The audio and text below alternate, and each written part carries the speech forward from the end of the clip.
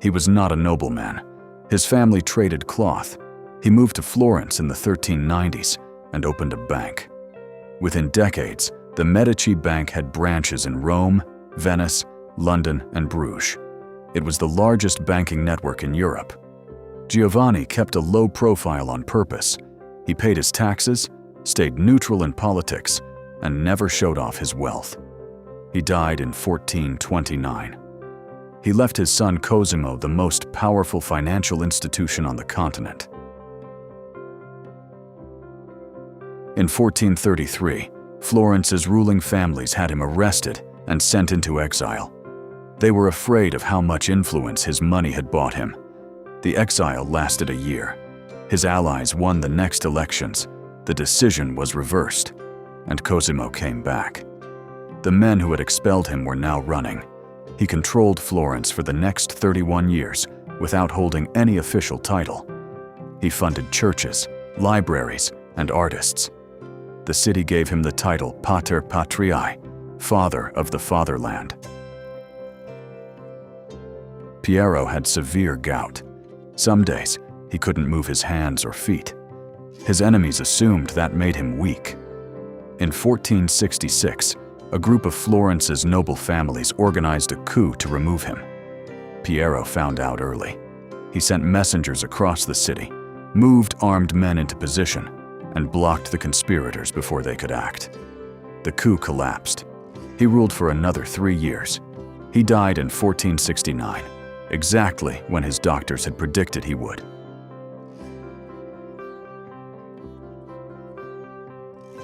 It happened during Mass. On April 26, 1478, 2 men attacked Lorenzo and his brother Giuliano inside Florence Cathedral. Giuliano was stabbed 19 times and died on the floor. Lorenzo was wounded, but escaped through a side door. He came back and ordered the arrests of everyone involved in the conspiracy. Dozens of people were executed. His position in Florence after 1478 was stronger than it had ever been before. He ruled until he died in 1492 at the age of 43. Lorenzo's son Piero inherited the title at 20 years old. He had no real political experience. In 1494, when the French king Charles VIII marched into Italy, Piero rode out to meet him and agreed to hand over Florentine fortresses and ports without a fight. Florence heard about the deal and expelled him from the city the same week. He never returned. 9 years later, he drowned in the Garigliano River during a military retreat. He was 31. Giovanni de' Medici became Pope Leo X in 1513. He was 37 years old. He spent money the church didn't have on parties, art, and buildings. To cover the costs, he allowed the sale of indulgences, documents that promised forgiveness of sins in exchange for cash. A German monk named Martin Luther wrote 95 objections to this practice in 1517 and distributed them across Germany. That document started the Protestant Reformation. Leo died in 1521. He never fully understood what he had set in motion. Giulio de' Medici became Pope Clement VII in 1523. In that same year, Henry VIII of England asked him to annul his marriage. Clement refused. Henry broke from the Catholic Church and established the Church of England. In 1527, troops of the Holy Roman Emperor marched into Rome. They hadn't been paid in months. They looted the city for 8 days. Clement hid inside the Castel Sant'Angelo for 7 months. He survived. Henry VIII remarried 5 more times. England stayed Protestant. Alessandro was made the first Duke of Florence in 1532. He was 22 years old. His real parentage was never confirmed. Many historians believe his father was Pope Clement VII and his mother an African servant in the papal household. He ruled by force. He removed Florence's elected councils and governed alone. In January 1537, his cousin Lorenzino invited him to his apartment and killed him. Alessandro was 26. Florence never got another duke.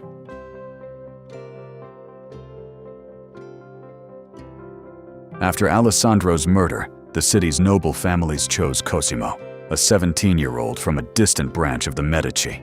They expected to control him. They were wrong. Within months, he had full power.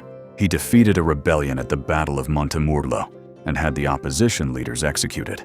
He expanded Florence's territory by conquering Siena. He commissioned the Uffizi as an administrative building for the Florentine government. In 1569, Pope Pius V gave him the title Grand Duke of Tuscany. He held it until his death in 1574. Caterina was born in 1519 and orphaned within weeks. She was raised in Florentine convents. At 14, she was sent to France to marry the future King Henry II.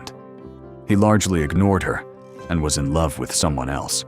When Henry died in a jousting accident in 1559, Caterina took charge. She was regent for her 3 sons. The youngest was 10 when he became king. On August 23, 1572, she gave the order to kill the Protestant leaders gathered in Paris. Around 3,000 people died in the following days. Francesco became Grand Duke in 1574. He had little interest in governing. He spent his time in a private laboratory, working on alchemy and trying to create artificial gemstones. His mistress, Bianca Capello, lived in the palace with him. His wife died in 1578, and he married Bianca. In October 1587, Francesco and Bianca both died within hours of each other after eating dinner together. The official cause was malaria. Historians have debated for centuries whether they were poisoned. No evidence was found either way. Ferdinando had been a cardinal since the age of 14. When Francesco died, he handed back his cardinal's hat and took over as Grand Duke. He cut taxes, built up the port of Livorno into one of the busiest harbors in the Mediterranean, and refused to keep paying money to Spain as other Italian rulers did. Florence was in better financial shape when he died in 1609 than when he started. After him, the dynasty entered a long decline.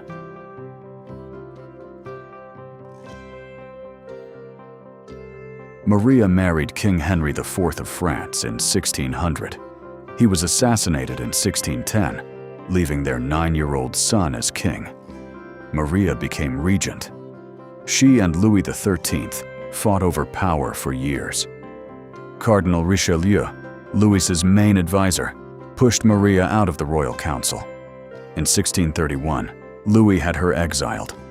She spent her final years moving between foreign courts, running out of money. She died in Cologne in 1642.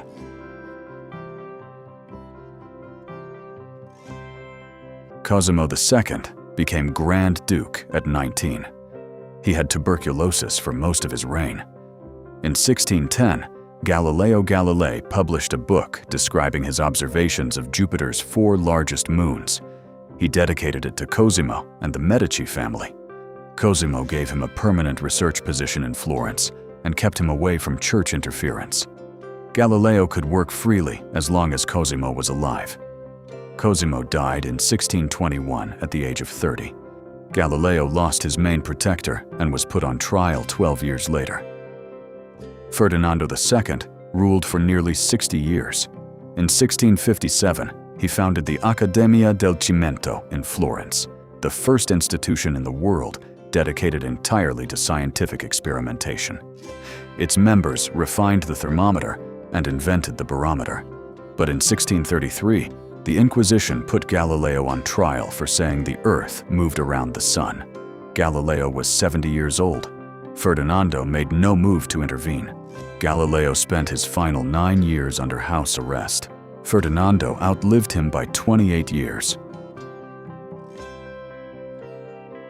Cosimo III ruled for 53 years. His wife left him early in their marriage and refused to come back. He became increasingly religious and imposed strict moral laws across Florence. He restricted Jewish residents, expelled Protestants, and raised taxes. Trade declined. The population shrank. His son Ferdinando died in 1713 without children. His other son, Gian Gaston, also produced no heir. The dynasty had no one to continue it. Gian Gastone was married off to a Czech noblewoman he had never met. The marriage was miserable. He eventually stopped traveling to see her and moved back to Florence. In his later years, he rarely left his bedroom. He received ambassadors lying in bed and was widely mocked across Europe. Despite this, he reversed his father's most repressive laws and stopped the persecution of religious minorities. He died in 1737 with no children. The Grand Duchy passed to the Austrian House of Lorraine. The Medici male line was over. Gian Gastone's sister, Anna Maria Luisa, had no claim to rule, but before Florence officially transferred to Austria, she negotiated one condition: everything the Medici had collected over 300 years, paintings, sculptures, manuscripts, and jewels, had to stay in Florence. It could not be removed, sold, or sent abroad. This agreement is called the Family Pact of 1737. The Uffizi Gallery and its contents are still in Florence today because of it. Anna Maria Luisa died in 1743. She was the last Medici,